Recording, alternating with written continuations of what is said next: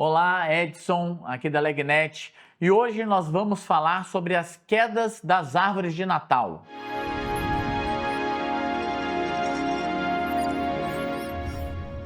Pessoal, hoje o tema é muito importante, vocês têm acompanhado ultimamente na mídia, né?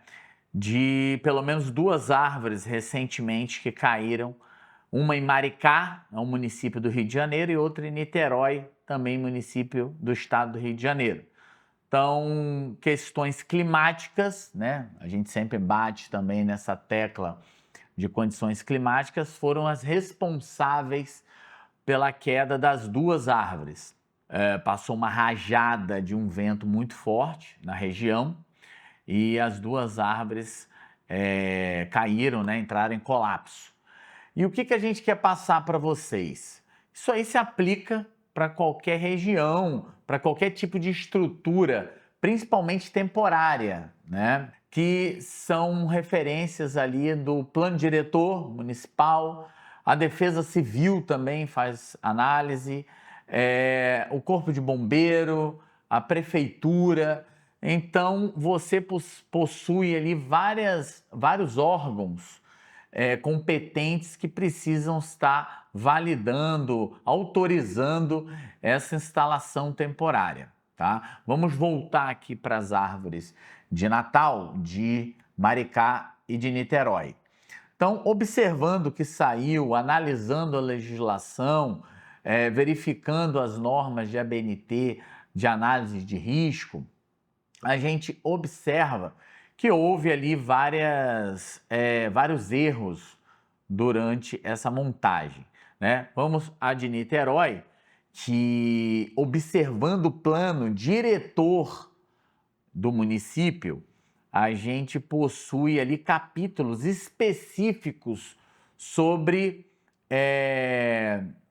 mudanças climáticas, sobre eventos climáticos. E lá nos artigos da legislação, do plano diretor, a gente observa que existe ali uma necessidade de realizar uma análise de riscos das áreas que a prefeitura utiliza, né? Principalmente levando em consideração os eventos climáticos. Então, já deveria ter ali, né? Porque a prefeitura sempre faz naquele ponto,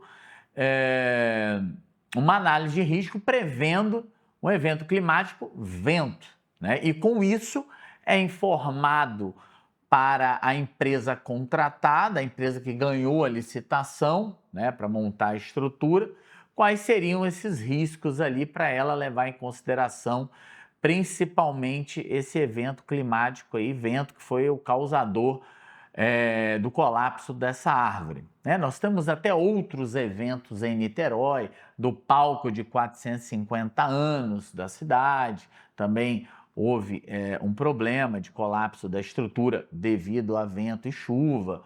Então, precisa ser melhor analisada essa análise de risco desses locais, porque já prevê no plano diretor. No caso de Niterói, também, o Corpo de Bombeiro se pronunciou, falando que não havia autorização para a montagem dessa árvore. A prefeitura alega que o espaço ainda estava sendo disponibilizado para a empresa que ganhou a licitação, né? E essa solicitação do Corpo de Bombeiros só iria ser analisada após a entrega pela empresa da árvore. Então, fica agora esse jogo de empurra de quem é o culpado. A prefeitura já abriu uma ocorrência, um boletim de ocorrência na Polícia Civil, então a polícia vai investigar, vai fazer a perícia necessária. Assim como Maricá. Maricá foi um problema ainda maior, né, porque houve fatalidade, houve uma morte de um operário. Então, tinham 3 operários no momento ali escalando a árvore, né, fazendo o seu trabalho de instalação. E 2 conseguiram se salvar e um, infelizmente, faleceu com essa queda da árvore, né? Então, eles alegam que a Defesa Civil informou em determinado horário e isso a empresa automaticamente solicitou que os operários encerrassem o serviço naquele dia. Só que a gente sabe que o tempo, ele é previsão, né? E eu gosto muito, né, particularmente da área de mar, né, da atividade em mar, então acompanho muito tempo. E eu sei que um sudoeste, o aplicativo, ele marca que vai entrar 3 horas da tarde. Já cansei de pegar ele entrando 10 da manhã. Então a previsão, ela te dá uma orientação do que pode acontecer durante o dia, mas não é cravado. Então se você faz uma análise do tempo, né, que naquele dia vai entrar um sudoeste, 4 da tarde, 3 da tarde, o ideal é que você não dispõe ali o seu colaborador, o seu funcionário em uma situação de risco. Então, não esperar a Defesa Civil reportar, porque há um delay, há uma demora nessa propagação da informação, né? Principalmente a gente está lidando com evento climático, não é uma coisa matemática, né? Que é 1 mais 1 é 2. Então, você tem que contar que aquilo ocorre no momento que a natureza vai estar passando ali, o evento da natureza vai estar passando ali naquela localidade e não é um horário cravado. Então, eu vou passar para o Leonardo, nosso mestre em gestão, ele vai passar informação mais técnica para a gente, principalmente falando sobre análise de risco, que a gente vê que a legislação já prevê isso. Nós temos software para tratar esse assunto, que é o G-Risco, né, baseado em legislação e normas da BNT, além do serviço de análise de risco, que nós podemos também elaborar. Então, tem muita coisa, gente, que dá ali para mitigar, até mesmo eliminar esse risco. Então, Leonardo, o que você pode nos ajudar sobre esse assunto?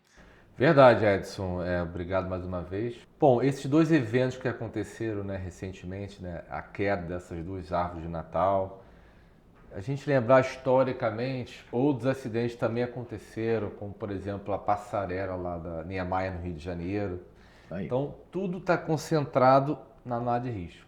Então, lá na passarela do Rio de Janeiro, né, os engenheiros fizeram aquela ferramenta RASOP de análise de risco e não consideraram que uma força de maré, né, impulsionaria a passarela de baixo para cima. Foi o que aconteceu. Coincidentemente, Então, evento climático também. evento climático. Então, uma passarela próxima de uma encosta, você tem que considerar vento, maré, uma série de elementos da natureza que, se você identificar como risco, você consegue se preparar e evitar qualquer dano. Então, a passarela foi colocada assim, né, encaixada, e deu a tragédia. Em relação às árvores que caíram recentemente, tanto de Maricá quanto de Niterói, mais uma vez, as empresas elas participam de licitação da prefeitura, né? E a prefeitura coloca como exigência: cumpra-se as leis. Então, todos os artigos da licitação têm esses elementos. Então, a empresa que ganhou a licitação para construir uma árvore de Natal em um espaço público tem que cumprir o plano diretor, tem que cumprir o zoneamento urbano. Então, é necessário que você cumpra requisitos legais. E um deles, basicamente, é o projeto. Então, quando eu faço um projeto temporário, não permanente, temporário, eu preciso de aprovação junto ao Corpo de Bombeiro. Então, se meu projeto não for aprovado, não posso construir. É assim que acontece em festas e eventos na cidade. Quantos eventos foram suspensos ou impedidos de serem iniciados por conta do bombeiro? Porque o bombeiro entendeu que não havia segurança suficiente para que ele fosse montado. A gente sabe que é uma demanda gigantesca, né? Muitas das vezes o bombeiro não consegue atender todos os chamados e o que acontece é que a empresa constrói a si mesmo, faz o seu próprio mapeamento de risco. No caso de Niterói, os ventos nessa época do ano são comuns, foram rajadas de 80, 100 km por hora. Se houvesse uma adequação no projeto, né, dentro do RASOP, você conseguiria prevenir qualquer abalo na estrutura. Só que isso implica em custo, né? Então a empresa ela cota o orçamento, a prefeitura ela espera que a empresa cumpra o determinado. Então, na Legnet, por exemplo, nós temos clientes que contratam o nosso sistema para atender a legislação de forma temporária. Exatamente isso. São obras que vão durar 6, 7 meses e que vão acabar.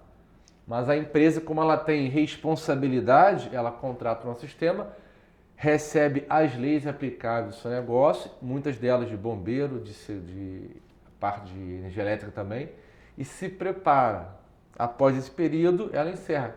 Você vê a importância de você cumprir lei. Se você cumprisse a lei, nesse caso, você jamais poderia iniciar um projeto de uma árvore de Natal de quase 30 metros, né, ou 50 metros. 50 metros. 50 metros de altura e não considerar o fator vento, que é algo tão básico, né? Vento, maré também é outro ponto importante. Ela está numa balsa flutuante, então tem que ter uma ancoragem boa ali adequada. E se você não considerar no pior cenário, né, sobre uma análise de risco, a gente sempre considera o pior cenário. Então, no pior cenário, eu preciso conter esses riscos. Então, se no pior cenário eu considerar montar o meu cálculo adequado, de modo que a estrutura receba adequadamente, vemos os prédios lá da Malásia, da China, prédios do Japão, né, que são preparados para grandes terremotos, e terremotos de 5, não vento 70 por hora. São prédios que de fato são construídos preparados para qualquer evento climático. Então foi uma inobservância, uma negligência, né, por assim dizer, da empresa de não cumprir. E claro, o bombeiro notifica, né? O bombeiro certamente notificou no caso de Niterói e Maricá sobre, olha, não tem a segurança mínima, não foi considerado, porque o projeto tem que ser aprovado. Mesmo que for uma estrutura temporária, o Corpo de Bombeiro do Estado precisa aprovar o projeto para você começar. Igreja, por exemplo, é um setor que utiliza galpões, tendas, que é considerado edificação temporária pelo Corpo de Bombeiro. Então, se vai ficar 6, 7 meses, precisa apresentar o projeto da tenda no Corpo de Bombeiro, o Corpo de Bombeiro vai aprovar e o Corpo de Bombeiro vai analisar tudo, a parte de fiação elétrica, NR10, 12, a segurança, a área de risco, tudo é ar-condicionado principalmente. Vocês não sabem, mas essa árvore de Natal tinha uma cabine ali, onde o operador faria os acionamentos da parte de eletricidade, né? Não fica uma pessoa ali o tempo inteiro. Pega uma balsinha, vai até a árvore, vai na estrutura, faz os acionamentos necessários e tem toda a segurança ali própria, né? Exatamente, pessoal. E o que eu continuo batendo na tecla e eu não vou parar é que o Brasil precisa, os empresários precisam instituir na sua cultura o atendimento legal. Esquece certificação, tá? Esquece atender a lei porque é lei. É atender para mitigar e eliminar esse tipo de coisa. Porque você fica sabendo quais são as exigências, né? Com essas exigências, você analisa se precisa de outras ferramentas para ajudar a atender essa lei. No caso de análise de risco, que consta lá na legislação, você vai ter um outro sistema que vai te ajudar e serviços de profissionais qualificados também para ajudar a resolver esse risco, a mitigar ou eliminá-lo. Então, é isso, não é atender a legislação porque é luxo ou porque vou fazer esse atendimento legal aqui que é para poder cumprir a legislação por ser lei. Não, gente, é para você manter a sua atividade, não fechar a sua operação por meses, não manchar a sua imagem. Pô, imagina essa empresa, né? Uma estrutura absurda de Niterói, a empresa que ganhou a licitação. Tenho certeza que tem profissionais lá capacitados, mas já várias vezes acontece esse tipo de situação sem necessidade. Entendeu? Poderia estar se resolvendo de forma simples isso aí, não é uma coisa complicada. Mas a pessoa, como o Leonardo gosta muito de dar um exemplo, e eu concordo, que é a Lei de Kruger, né? Kruger. Dunning-Kruger. Dunning-Kruger. Sabe o que é isso? O cara acha que ele já sabe tanto, que ele já fez tantas vezes, que ele acha que ele não tem que melhorar, que ele não tem que consultar lá manuais, procedimentos, leis, porque a coisa pode estar melhorando cada vez mais, as exigências sendo mais críticas. Então, ele acha que ele já tem o dono da verdade, ele sabe fazer e ele não precisa buscar mais informações para se adequar. Então, é essa aí a regra do jogo que a gente identifica que os empresários e a sociedade brasileira acredita que toca o jogo, né, da forma que a empresa trabalha, sabendo que sabe tudo. Então, não é assim que funciona. A gente está aí com o Agile, sistema muito mesmo, como se diz, com um custo-benefício absurdo, não chega nem perto um valor de um sistema desse, muito menos temporário, que é o que o Leonardo falou. A gente vende por obra, por eventos, tem clientes nossos que utilizam por um período X, então nada impede que uma empresa dessa nos contrate por evento, não tem problema. Então, para atender as necessidades, mostrar as obrigações, o que o cara precisa saber. E eu tenho certeza que quando ele tiver esse levantamento na mão, ele vai observar, caramba, eu nunca vi isso, nem sabia dessa informação, nunca fiz dessa forma. Então a vida é essa. A gente precisa de conselheiros, de empresas capacitadas que nos passem informações que vão ajudar a gente ali no crescimento, entregar o nosso serviço, o nosso produto de forma aceitável, de forma validada, de forma com conformidade. Tá? Esquece certificação, esquece isso que a gente bate, mas é entregar o que o cliente precisa. Então, é isso aí, pessoal. Eu gostaria de agradecer. Se quiser continuar esse papo, entre em contato com a gente no nosso chat, lá no nosso site. E muito obrigado.